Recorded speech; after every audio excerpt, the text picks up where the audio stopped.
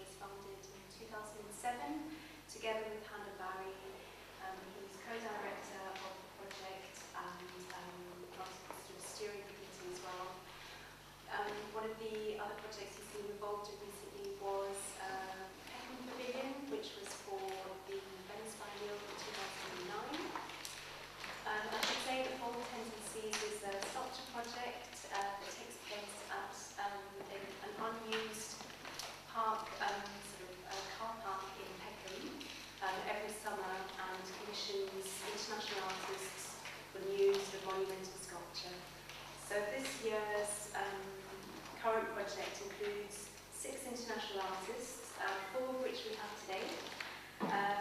Westwood, Mary Redmond, Laura Buckley and Barbara Wolff from Peles Empire. So thank you very much for being here. We'll have a look at Bold Tendencies as a project as a whole, and then look at each artist's practice. So we can open up some questions for me afterwards. So thanks again for coming, and I'll hand over to Sven.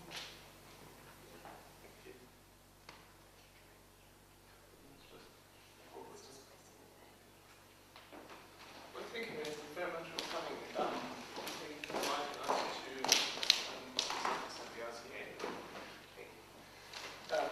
Thank you also for the artists to come here. Mary has to go on a laptop to resolve the usual PowerPoint issues. I'm sure we can resolve them. I just quickly wanted to, and I don't want this to be the main discussion point. I think it's much more interesting to talk about the particular works that we have for artists, so we should really take advantage of the opportunity, to talk about particular works and particular artists rather than some sort of boring talk about some institutional structure. But I think the most important thing is, and I'm just standing in here for a large team of volunteers who run that project, so it's not me and it's not one particular person, and I think that's very important to understand what Bold Tendencies is. So I just want to quickly give an idea of the key factors of Bold Tendencies, and I think the first one is definitely the site. It's a car park.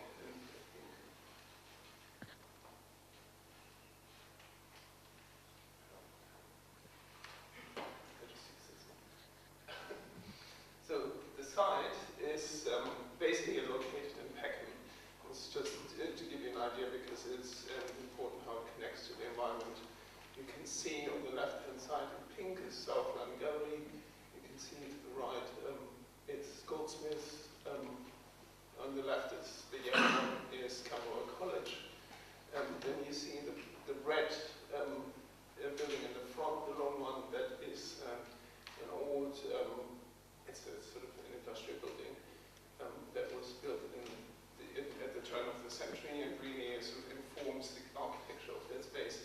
And on the other side of the tracks, kind of green, that is the car park, which has 10 levels, which are weirdly five floors, 10 levels, and the top 4 levels are used by Bold Tendencies. It's an annual project. It runs every year from the 30th of June to the 30th of September, and in the meantime, the organization of the project works in the background.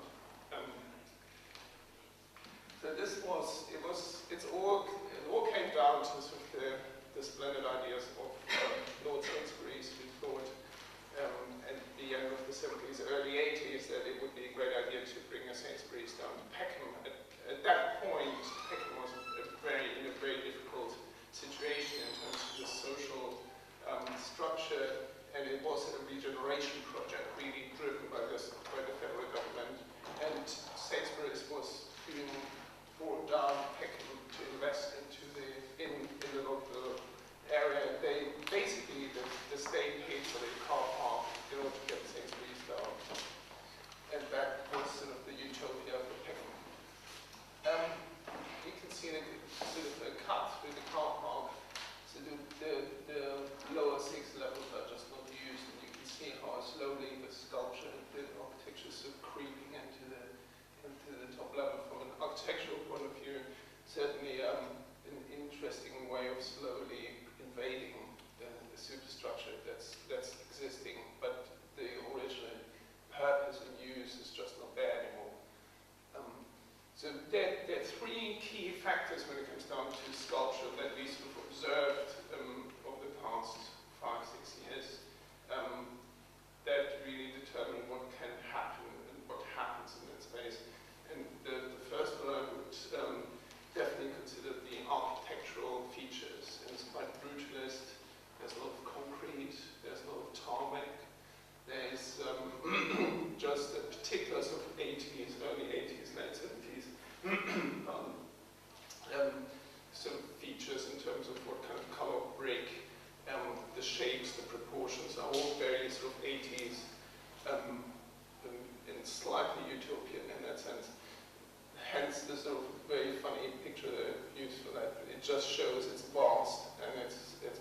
surrounded by sort of social housing.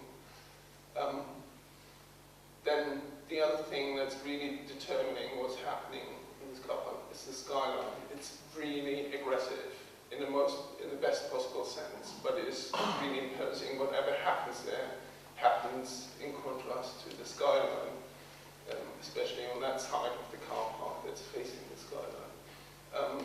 The next one is the sky.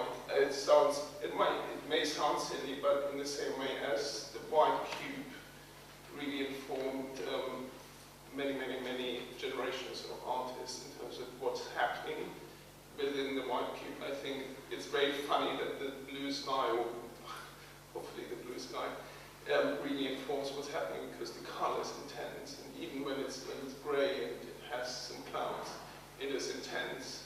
And I think that's what is very unusual about this space, and has to be taken into account. Just quickly, a few ideas that we bear in mind when we think about works, and that sort of feeds into the commissioning process, because all the works we show there are commissioned for this space. That practice has developed. I can talk about it in a bit more. But if you think of works that are there, and they're always experimental, and you certainly have things that really thrive in this environment, and other works that have a very difficult time up there, is quite apart from whether you would like to see that these works are a step in an artist's career that then has a certain afterlife, or trigger something that sort of lives on. And I just chose this one. This is a work by Florian Weidmeier 2 years ago at the car park. And you can see this is sort of it's a silver layer on concrete. It's a semicircular, it's freestanding. And out of this, somebody saw this and commissioned a very tall one sculpture. You can see it in this small insert. It's bad picture, I'm sorry, but that's the only one I had. And this is a tower that's going to be built in Germany. It's going to be gold-plated, and he's working with some structural engineers and some concrete experts to actually build that. So that work actually had a huge impact on what happened afterwards, and it's going to go out there somewhere in the world. And that obviously is a very exciting thing to have triggered. And it's not just our work, but I'm just saying that particular exhibition had certainly contributed to that development.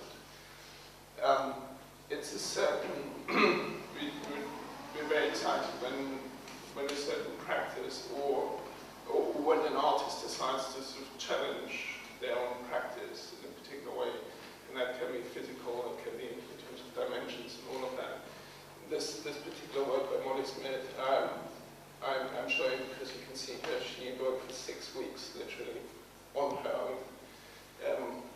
And she started in a very timid way, and then it sort of obviously she grew much more into the process on that particular work, and you can see her, and it was absolutely exhausting, but it was a very successful sculpture in terms of how it sat in the space, how it sat within the context of that particular exhibition. And that informed many works afterwards. And again, you know, whether that particular work was particularly important to her, we'll see in much later, but the process certainly was for her. I think what we're very interested in is when the works obviously sit in the space quite well, and we have quite a few really amazing works here this year, but I don't want to talk about them because you guys can talk about your work much better than I do. I just want to point out one of these works is Sarah Kane this year. She is from LA, and hence she is not here. But this is just a car park empty, and then she inserted this work, which I think was a very simple, extremely simple way of working with the architecture. This is only just one perspective. So when you go up there, you can see the full work. It sort of extends into the lower floor and really thinks about the architecture of the space as such. So I think that it was very exciting to see it, you know, working in that space for 6 years now, to find the work being made like that. There's another example. I mean, this work was a particularly interesting way of integrating the skyline into work. This was David Brooks last year, commissioned. This is a New York artist, which by the way, that had a fantastic legacy. He then did a rooftop project, which was supported by the sculpture, by the art production fund, sorry, in New York. So that had a direct link into another artwork in New York. And that was just a visual, quite interesting, and the design, a beautiful design relationship. And this work was made by Tina Puschy, a German-Iranian artist who was at the car park last year. So just a few ideas what we are after when we sort of look at artists and when we make invite them and discuss proposals. So there's a whole list. We don't have to go to this. I just want to show the practice change over the years. We had entire collectors that we invited at the beginning. We had large group shows at the beginning. Obviously now, this year, we only have 6 commissions.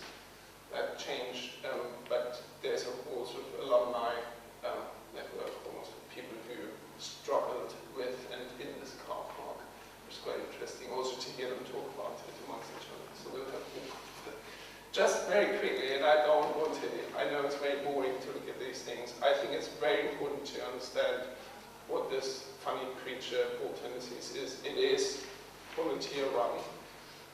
There's only one part that works around the year, which is in the middle of the steering committee, which is the loose association of about 10 people. There's the designer, there's Hannah and I, who've sort of started with the help of many other people. There's Ross Chalmers, who is in charge of all the technical things. Joe, who's doing the events, and so forth. We have obviously the artists who come quite closely integrated when it comes to the installation. And there's a particular relationship, of course, during that month, which is quite intense and interesting. We have the volunteers. We have quite a few volunteers who do particular jobs. We have an internship scheme this year of 24 artists, 2 batches. The first for 8 weeks each, which we mentor, and then they help and sit at the front desk. And then we have the event partners who come in and really do a whole events program. And I think that's very important. So all the structure then goes again on the 30th of September, and then it sort of builds up slowly to the next year. And that's basically just to show you how many people were involved and sort of helped over the years to make that happen. And we wouldn't have happened without them. This is just an example to creating this space, because we're trying to obviously hold something in that huge car park, and in order to have events, this is just one glimpse. We created an event space from straw bales to sort of hold something, have an auditorium, to have a talk or a small dance performance, which then is there in order to complement the sculpture exhibition in this sort of very vast car park. So this is just an event. So that's just, I hope that will set slightly the scene for them to talk about these works, and we're very happy to. And I just leave it at that. Thank you.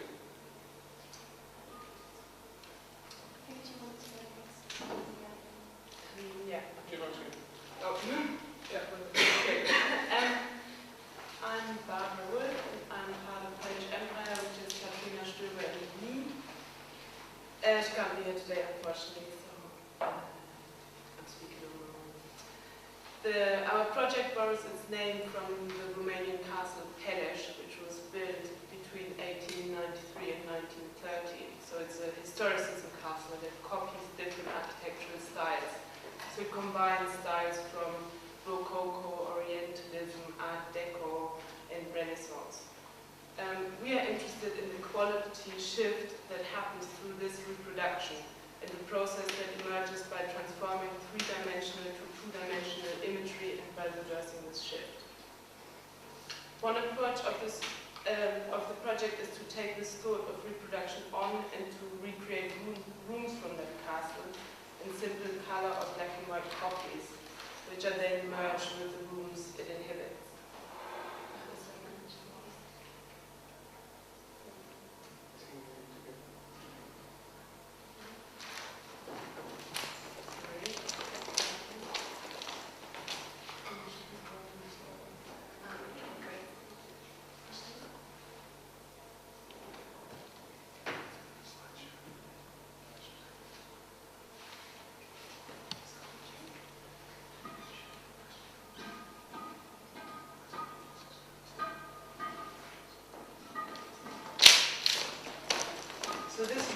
rooms you can see.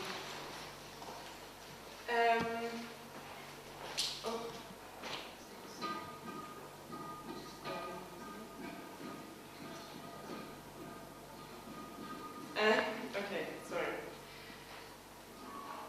A further concern is to deal with the question how various materials and visual information reacts when translated into a different form of dimension and medium.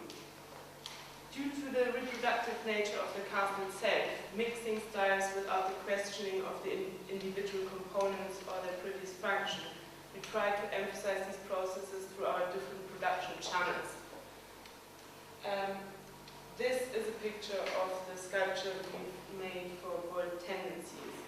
It is a functioning fountain, and the four main components of the work is the monolithic concrete structure, the tiles, the ceramics, and the water. The idea of the fountain, very much in the spirit of the Peles castle, that merges different architectural fashions, merges the brutalist architecture of the car park with elements of the castle. So the construction is made of concrete, just like the car park, and it's also mimicking the surface that also Sven was talking about earlier of the car park. And it's also a hollow structure, so it kind of mimics the same function as the car park. So it's a concrete structure that allows for things to like flow through them, in this case water. So I'm going to talk a little bit more about the tiles on the front. They are a very similar process to our spaces that one I showed you before. They're initially 3D rooms that we photographed in the castle are being transformed to a 2D image that then gets reinstalled as a 3D installation. So it's basically a 2D, 3D work at the same time. And the picture you can see on it is based on an amorpha depicting a water scene. This is a vessel in the castle, in the entrance hall of the original Peles, and the vessel obviously is also designed to hold liquid, but it's also depicting liquid. So pretty much the idea of something being following the function, but also representing the idea of what it holds in a different way, kind of influenced us to do a fountain.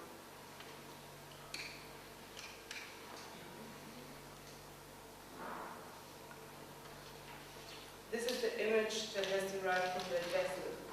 And the copying process does not only represent the direct reproduction of the supposed original, but rather a distorted and filtered version. So it's traveling even further from the original that has already copied something else. The tiles also function very similar to our wallpapers, because also they are divided. So every individual tile doesn't hold figurative information. So only put together, they are actually make a visual sense. On the back, it's not back side. On the other side of the sculpture, there are ceramic objects that are made very similar, or basically it's the same material like the tiles in the front, but so it's ceramics fired and glazed, but they are handmade instead of industrially made. And again, this is again playing with the idea of transforming something from a 3D object to a 2D image, and then making a 3D object of the 2D representation of the image. So in a way, the vessels are going back to the original vessel, but they are mimicking the picture that has been informed by the original vessel. So the gain and loss of the recreation and translation is an element partly highlighted through this manual method of production. And also they reference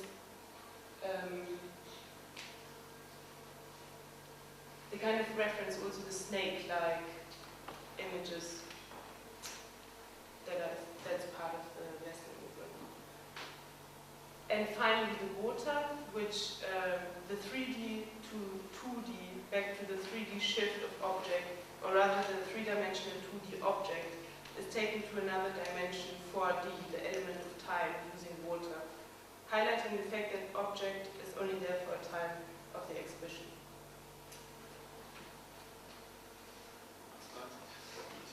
June, are there any questions? Because I think we can do that, or we can open it up later into larger discussion.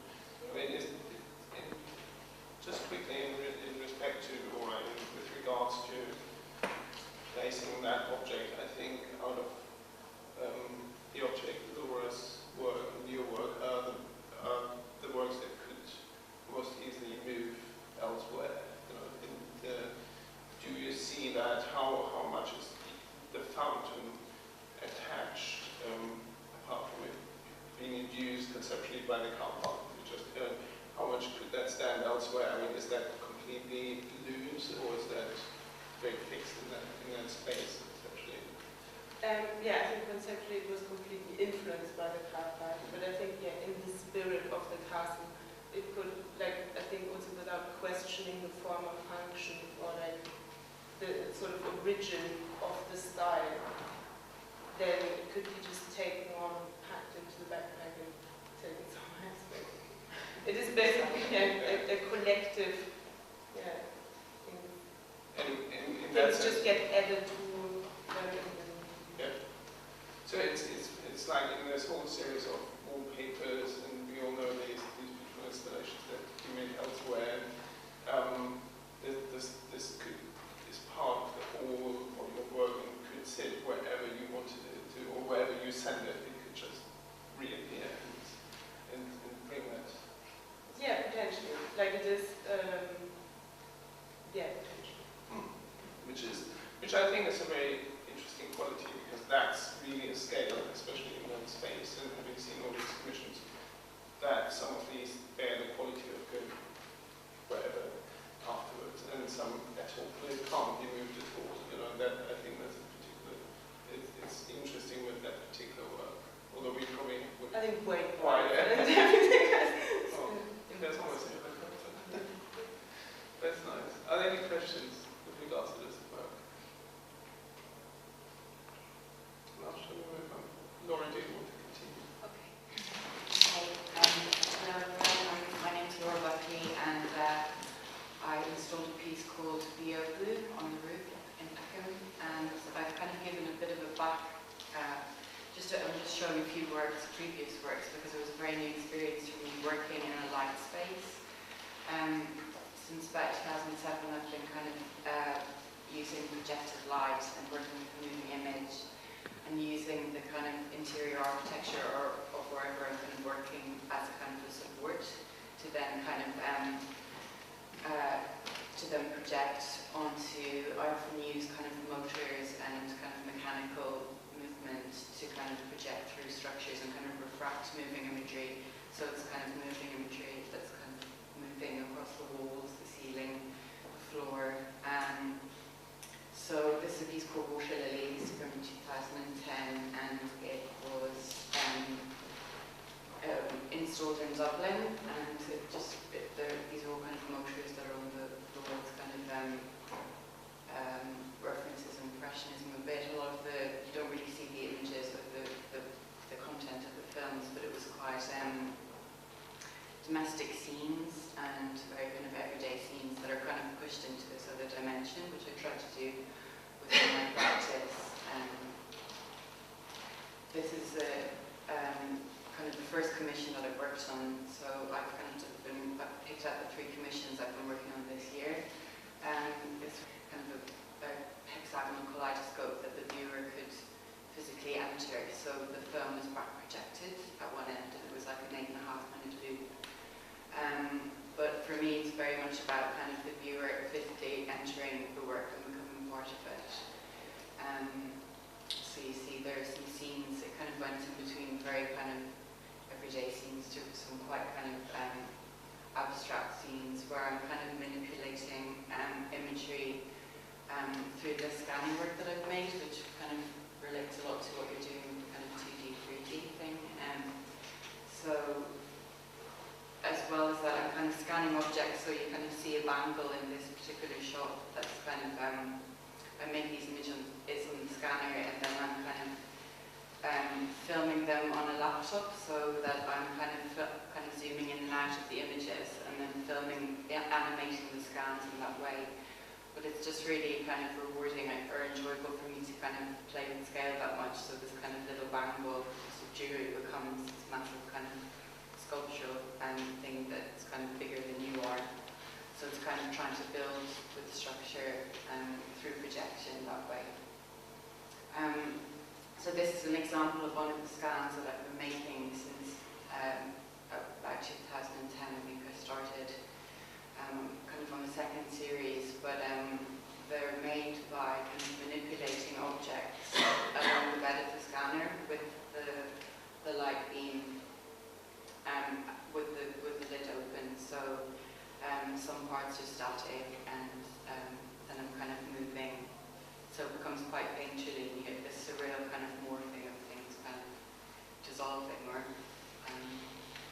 breaking away. And it's also, I don't know, it's exploring, it's kind of pushing technology beyond its design and kind of enjoying how it kind of struggles to kind of do something, beyond its design. Often I do it a lot with perspex, so some of the perspex shapes you would have seen on the turntables from the original installation. I kind of scan these objects and the scanner kind of, it's strange, it picks colours up, colours get kind of swapped around, so it's just kind of, that's kind of a series that I've been working on. So that was the first commission was the hexagon, and then this is one that I've just done in Finland, which is on at the moment as well. It was on an island near Helsinki for the Budapest collection, and they've kind of had opened a bit of an art island over there. So while I was working on Bold Tendencies, I was kind of going over to Finland a couple of times as well, and the projects were just so different because there was a light space and this upstairs space where I had some of the scans, but then there was this kind of very dark cellar type space below, which was very kind of dungeon-like and creepy and imposing, and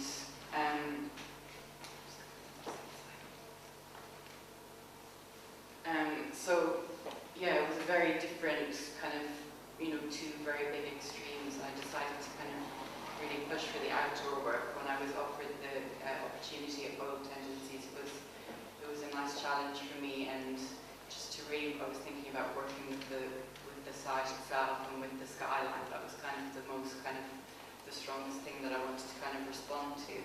So where in Finland you had these had this very dark space and very kind of underground space.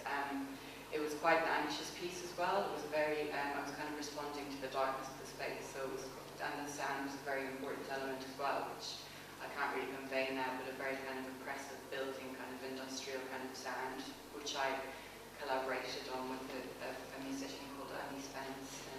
And so the images that you're seeing here are, as I explained before, when I'm filming the scans moving on the computer screen. So it's just kind of zooming in and out, and kind of working within that space. It was about how the digital image kind of interacted with the rock, with the natural rock, and it did something kind of strange. You had this kind of, there were kind of qualities of like maybe cave painting and then kind of thinking about cosmic at times as well. It's just another shot that gives you an idea, but it was just kind of, with resolving the space, I just went there with the two films and I wanted to kind of keep it as open as possible, and I normally just kind of get into space and start projecting, and I realised that it was very hard to see what was happening on the ceiling because it was kind of at my head height. We were told we would have to kind of crouch down in there, so I thought either to kind of lie people on the floor, but it was very cold and quite damp, so I just decided to kind of have these kind of black pools on the floor, which then reflected the space above. So that was kind of happening at the same time as the yoga piece. And yeah, when I got up there, I mean, I could have built a box, built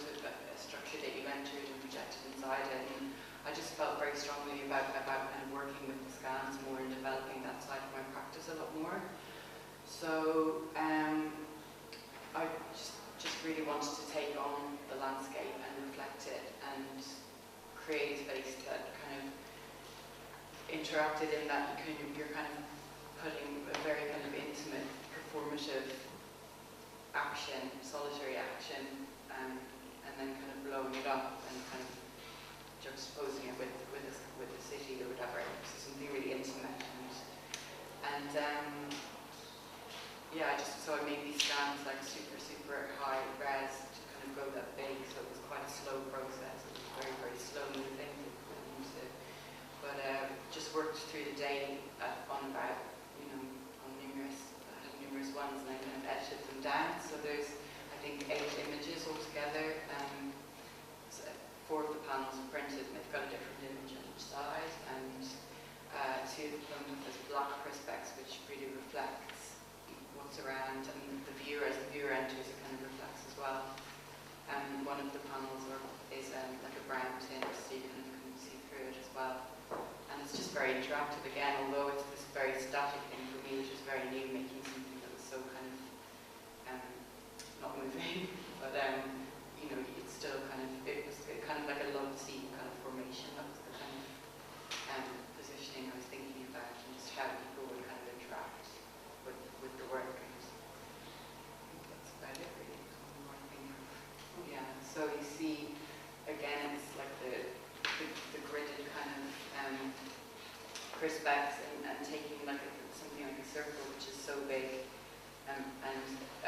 One other point that I wanted to make was that it's very important that these kind of prints are very flawed for me, because it kind of looks like a very commercial, almost kind of advertising thing. But you can see there's some kind of damage to that one piece of mirror perspex, which I had brought back from Finland. It was in this cold environment, and it just basically got very damaged and started to ripple and bubble. So it's about kind of using this technology, but kind of really, it's still a very kind of flawed, quite kind of natural. Right, thank you. It's quite interesting too, because I believe that fountain number 1 is really the first fountain we made in your life. Yeah. I don't know how many fountains one makes in one. But the other one, you said it's a stacked piece, so at least it's something that you don't usually always make. I know that so obviously those were things, when I'm referring back to what I said earlier, there was something that we were interested in, so we are, in as much as the car park as an architectural site is sort of almost like a catalyst to, it makes something with your work, or makes you work in particular. That's interesting to see when people try something, that we're always happy to try it, then have a safe bet, That's not the point, what we're looking for. But one thing, especially with regards to years, and just a quick note on how the commissioning process takes place is, this year we had the nominations committee, which are about like 13 people from the commercial art world. These are also relatively young, so they're not overcommitted and not sitting on like 25 committees, which is really a problem. So these are young people. It's probably their first commissioning board, something like that they work on. They come from the commercial art world. They come from museums and other places, but they're all in the art world, are assistant curators or similar. They put forward names, and then we work from the history of the artists and then ask people for, out of all of these proposed artists, we will then ask a certain amount of artists to put forward proposals on the basis of that we think it would be an interesting collaboration between this car park and the particular artist. So that's where we're coming from. And then it's interesting to see what people propose, and then from that point onwards, there's also, there's a collaboration. So we obviously know the car park very well. There are weather concerns, storm, sun, temperature, obviously. We will hear about that with wildhead purposes of the exposure, but then also their scale. And I was quite interested, like how you felt scaling your work, because it is very difficult. It's a large space, and how was it difficult for you? Are you happy with the size that you arrived at. And that's definitely something which is interesting in relation to that project, I would say. Yeah, things just got dwarfed up there completely. It's really, yeah. So yeah, it was a big consideration, and I ended up extending it as well. So that was a very last minute, but with this kind of smaller piece that was kind of coming over the working on it. So You mean the other one? yeah, the smaller one kind of reflects the sky more. But yeah, it was just really tough up there. I mean, we were all kind of we're talking. The weather was the biggest challenge. I think. The wind. Yeah, the wind. For you as well. Yeah. You get a shower from fountains Yeah. then everywhere. I think we were just taking off. Yeah. Yeah, it was really intense. Yeah, I really liked we really enjoyed scaling it up. I think we planned to have it smaller to begin with, and then when we looked at the car park and then actually looking at the lamp posts, we were like thinking, oh no, 2 meter 80, that's actually only a third of the lamp post or something, so 350. Or was that painful process, or was that exciting, or Yeah. It's always both, isn't it? Are there any questions with regards to these work?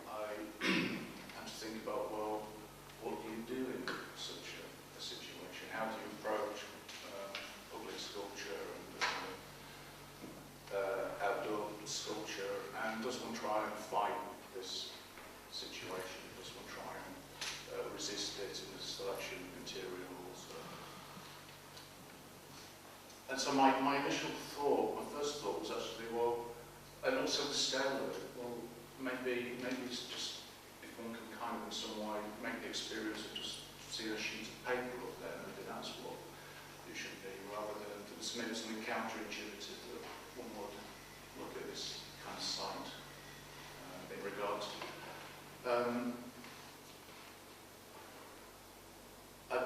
This is just a couple of images of some works that I've been making up to that over the last few years. There are extrusions in clay, they're fired pieces of work.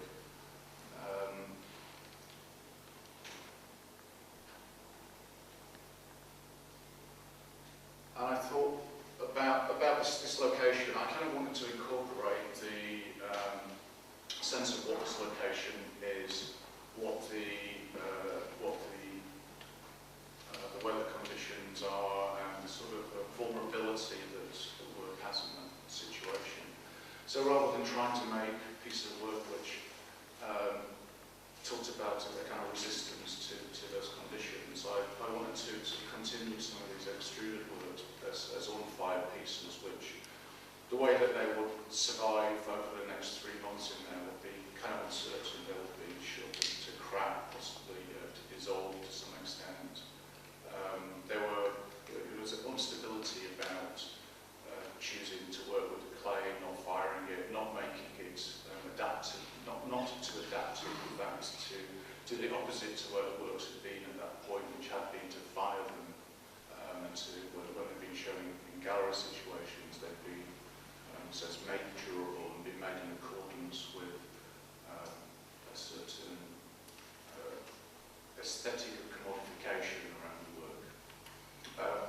this situation seems to sort of offer quite a different possibility. One in which I could simultaneously kind of draw a lot more attention to the process of producing these works, and up the scale a lot on them, because if these works were to be made with a view to their transportability, then the technical and infrastructural questions around them will become a lot greater than if one is just making them there and then as part of the process and leaving them and not worrying about engineering questions relative to them, whether that's just moving something like this, which is about 2/3 of a ton of clay, just moving it. It's not something you can move very simply. But that, and so in this image we got, like, from one day to the next, the colour is, the weather's changing, but the colour is significantly changing on it. And I'm sure they've changed a lot since the installation of these works was put together.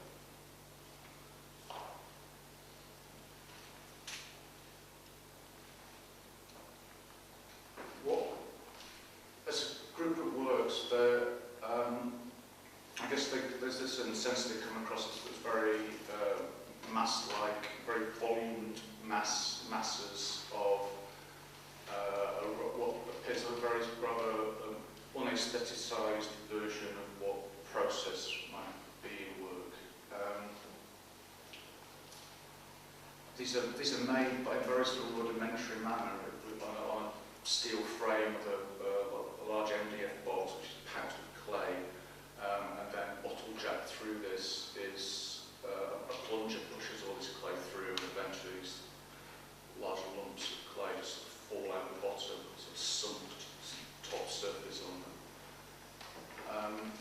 And this, what's to say, sort of rather unaestheticized version of a process with its in its production and physical weightness, rather sort of male overtones of production that it has, is kind of tends to be undercut by these being the profile that they're all always farfalle.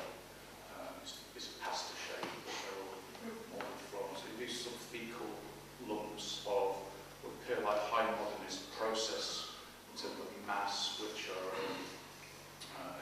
an overscaled image of farfalle pasta.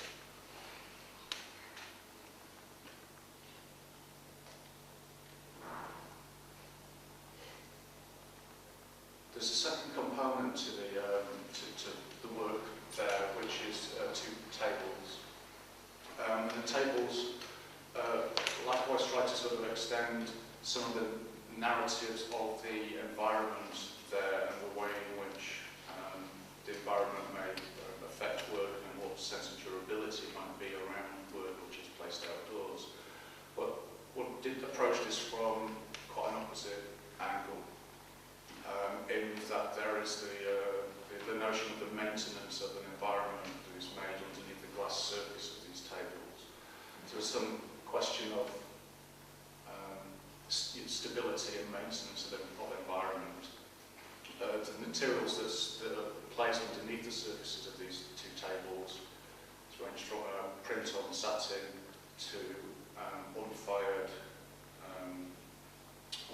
dough made to be twisted into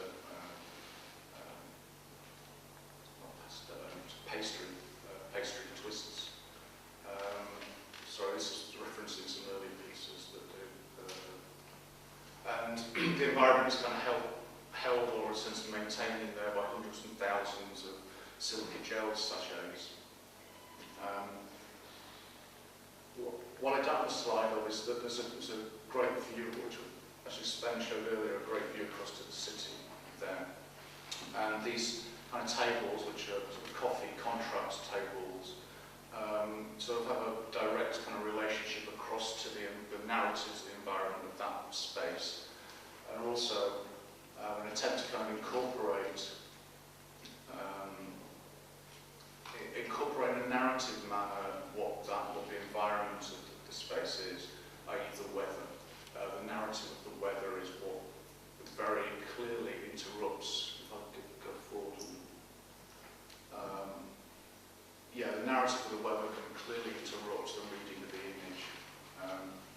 and the reading of this sense of this kind of secure, maintained environment, which is in sort of contradistinction to the vulnerability of the clay and the sort of cracking processes that are happening in that work.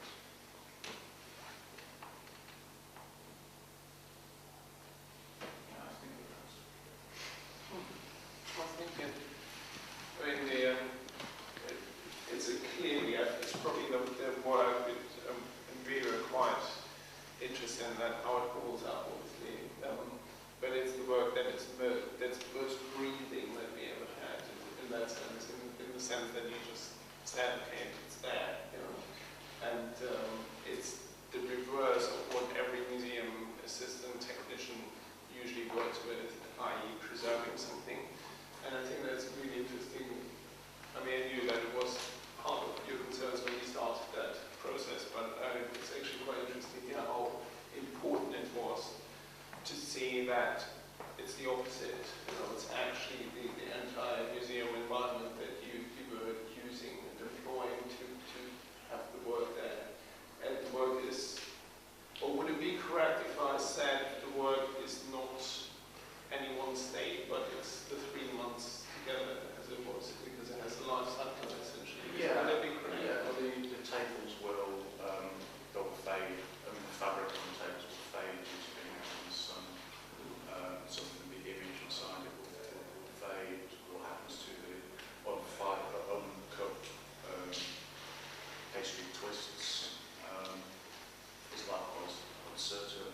So there's a shifting, changing nature to them. Within the tables, there is a kind of nod and a wink towards the idea of the maintenance of environment with silicas gel sachets being in there. But it seems to sort of offer an opportunity of, in a sense, to think about the sort of haptic field of value and how value, which is why maybe it's quite useful for me to utilise processes which I was already kind of utilising in other situations. So they were kind of decontextualised and placed in another sense. And that shifts the kind of value system that you become aware of that the objects are relative to. As well as along with that, narrativizing that, turning that into allegory within the work itself. And obviously it has a very strong installation or environment character. Is that how much do you see it in an object, or is that completely irrelevant, that question, that it's an installation or a sculpture? How do you address that? Because I think that's, you're dancing around that point with other works that you make, and I think that's a very, very nice part of your personally, I think. How much is that important or not? I think that there's if I'm understanding the question, I think that there's a temptation to kind of, it's such an enormous space, and how does one think about placing working there, and you know, what's the poignancy, not the formal poignancy, but what's the poignancy of the sort of small gesture, and the temptation in that space, knowing that they're very kind of low-lying works, to spread them out into a field is one way of thinking that it might be addressing that at the same time as then we're certainly going for a particular attitude about the relationship of viewer to an insider and outside of something, which has its own load of direction for when we'll be taking this. So I think I was starting off thinking that it will be more spread, but I suppose the direction that I want to take in work is not to make the idea of being in the work a slightly uncomfortable position, something that you don't quite feel that you're accommodated. And when you come up there, it's particularly interesting to see also to watch the microclimates in the coffee tables. And you can see condensation sometimes on the glass inside, which is then regulated. It's very minimal, but it's quite poetic also in context sometimes with the coffee gel is not working perfectly.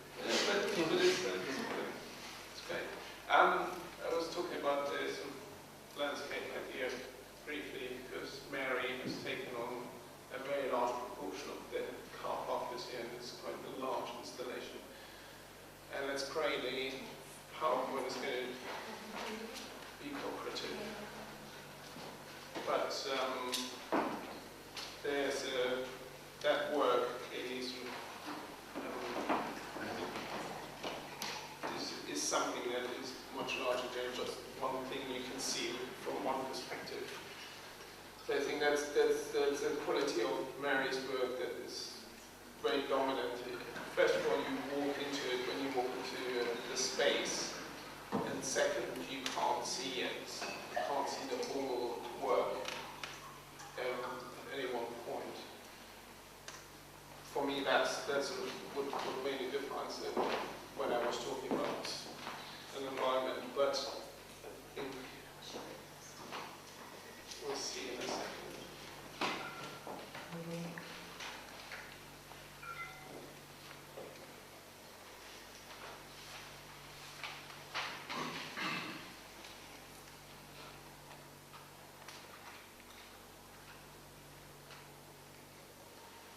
Are there any questions about Martin's work or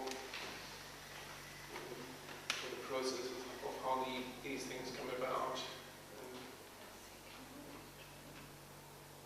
I didn't get a sense of if there was any age restriction or any restriction at all for nominating.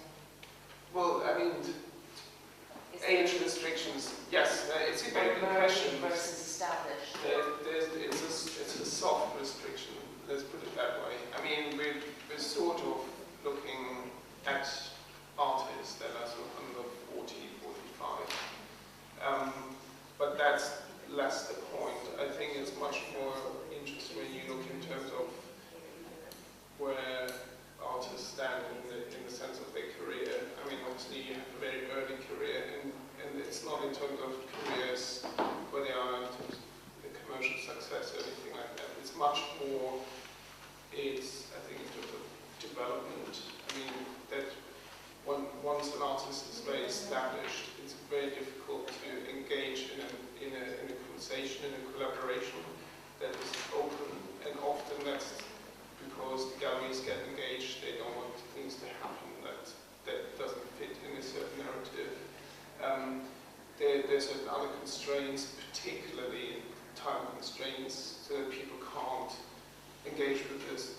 And we are a small project. If you put us into the context of, let's say, the Conceptual preparing for a turbine wall installation, there's no room, there's no point in competing with that, because we'll be always dwarfed, and there's always no room for us.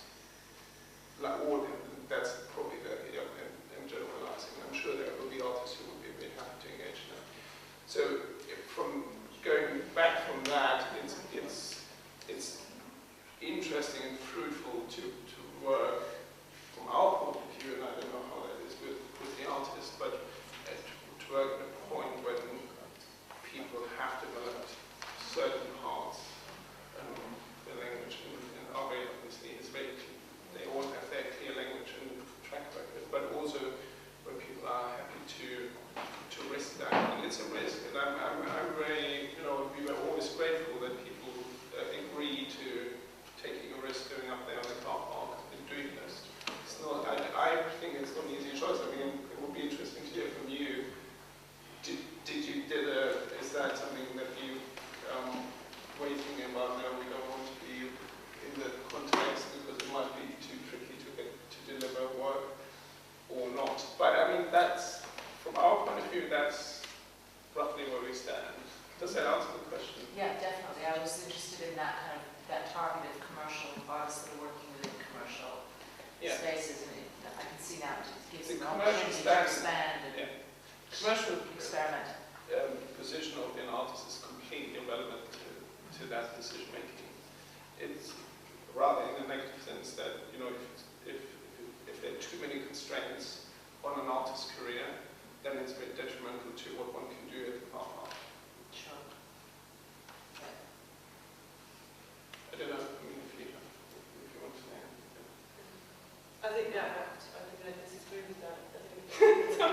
I think there's many artists that are commercially involved and that still do shows in project spaces. Right? I think there's many different layers to the art where there's no particular interest where somebody can say, oh, yes,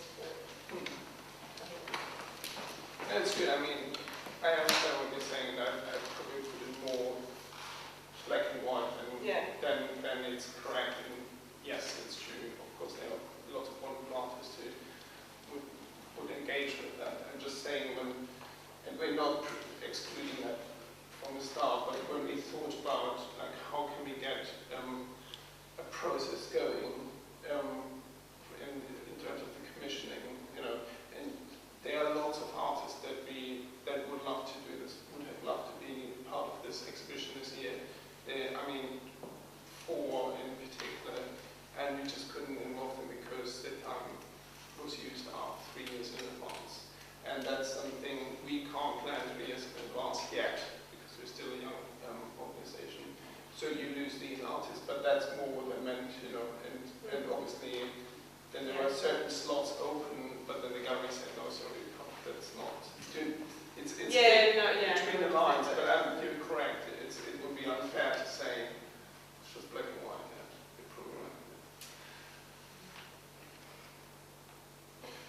Is there any time limit when you get an artist on board? Do they do so? You have a year to do your work, or 3 months? Or Yeah, I mean, as long as you are. again, I mean, it's relatively short, to be honest, and that's also developed out of the situation. We're very aware that we have to change. So usually commissioning takes place in sort of December, January, and then it's sort of the whole proposal stage goes back and forth, and really the installation takes place in the last month. That's throughout in May, June, really, that's when the works are happening. Sometimes we have very short runs. In the case of Martin, it was extremely short. The time from the commissioning till the opening of the exhibition. So again, it's not fixed, but what we're working on particularly is to extend that period of commissioning. So we have started now 2 years in advance, because it's a vulnerable point, what I just pointed out, that there are artists who would like to do it, we would like to do it, but then it doesn't work out. And that's obviously a negative thing. But as a growing institution, we can only work on this, but we are aware of this. It was quite exciting though for me, because basically it was like, okay, got in touch about putting in a proposal. I was like, right, that's quite a place, that's quite exciting, how do you deal with that? And then it was really just 4 months of thinking to start to plan the work, and then getting into the space and making work. And actually, in a way, such a large space, so challenging and so physical, and then has to be quite quick and fast, in a way creates things with good energy, I would think. So I think you can see it in a positive way, also. Yeah, for me, it was really like... Maybe it sort of takes you out of that, but it's nice to Yeah, hear. I mean, just obviously, it is like that thing, like how do you think under pressure? Like the pressure's on, what are you going to do? So I think people work well. Well, I work well in that situation. But do you want to run this for you? Yeah, quickly. Sorry, I've had a few technical issues with my PowerPoint presentation, so I'm just going to show you through a website some images of the work that I've done. The piece is called 7 Split Overglide, and right from what you can see at the start of that space, at the image, right up to the far end, you can see some blue right at the back. That's basically the whole scale of the piece. So it's pretty much the entire level of the car park. I'm trying to walk through the piece. So again, that's perhaps like another so many meters on into the space. And the materials are, there's bamboo, which has been, some of it's been kind of scored and cut, and then it's been wedged into the space. So it's all just held into the space by tension.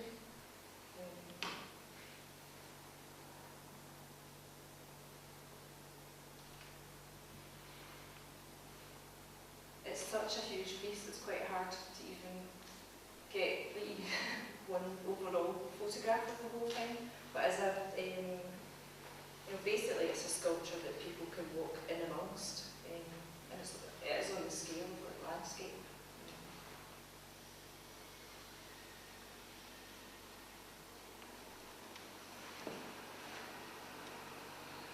so the materials are bamboo and there's corrugated metal here.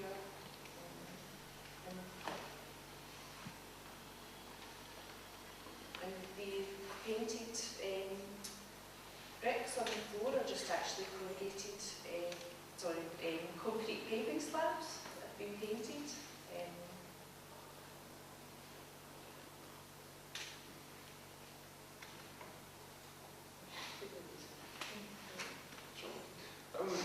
But how did you arrive at the particular choice of these materials? I mean, you've used all of them before, as far as I know, and that's what we...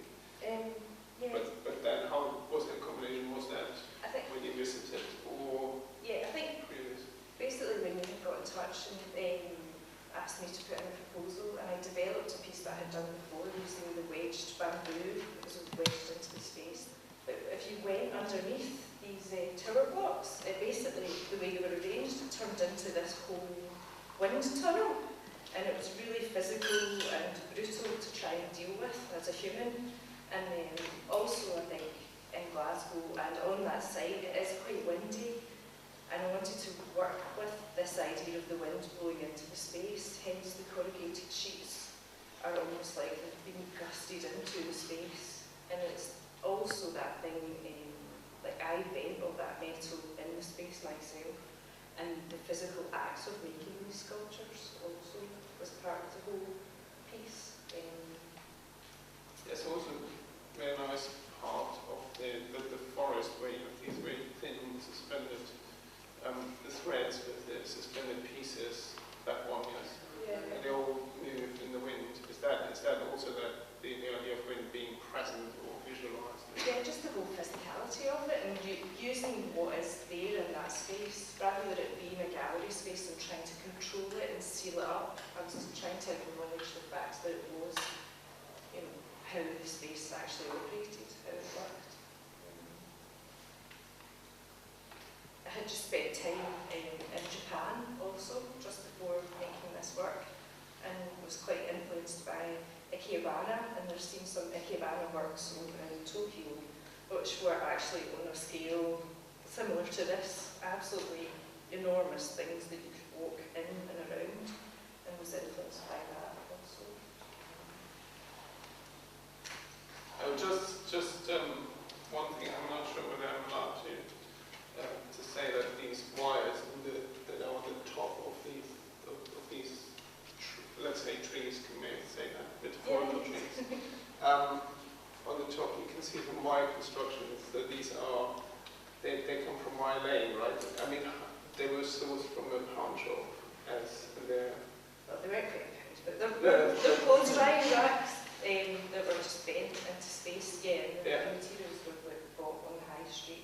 Yeah. Cheap. A lot of the materials are, well, all of them are, not precious, they're inexpensive, everyday things.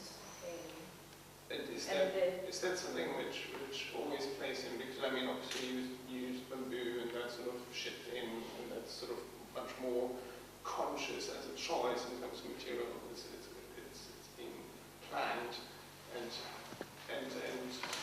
sort of ordered and then shipped and brought in, and there it was.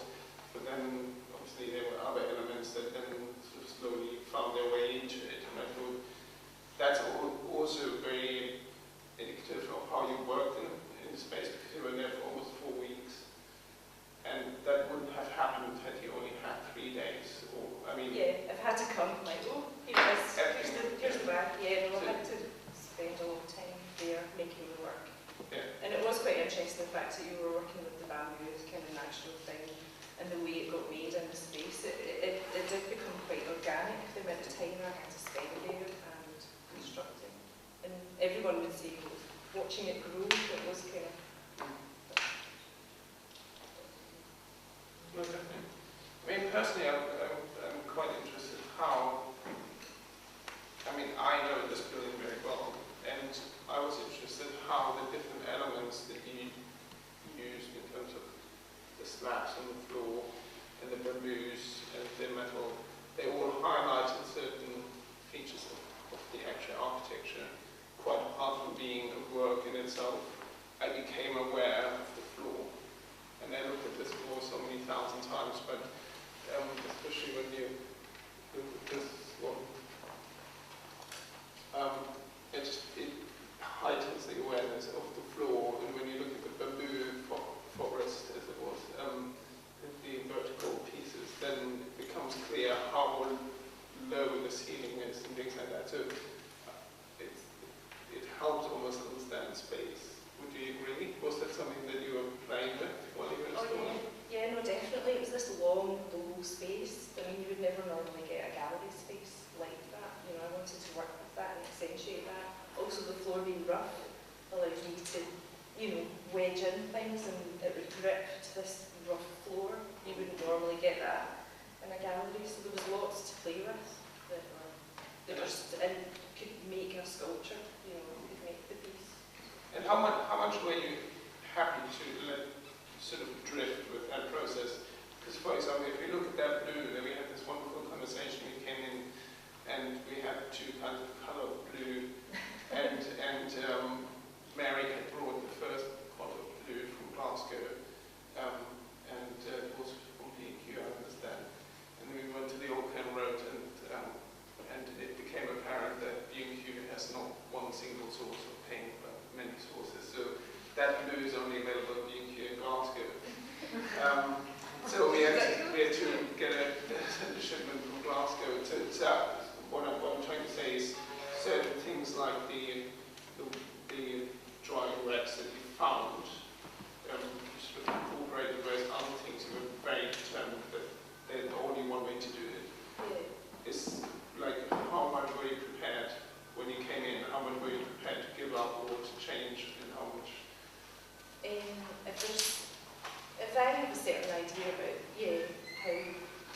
why is it that way, and how it has to be perceived, it has to be right, you know, it's kind of, there's very few colours within the works, but the colours there are very deliberate, very chosen, they work together, and there's certain things that just cannot be altered, you know, as a work you have writing.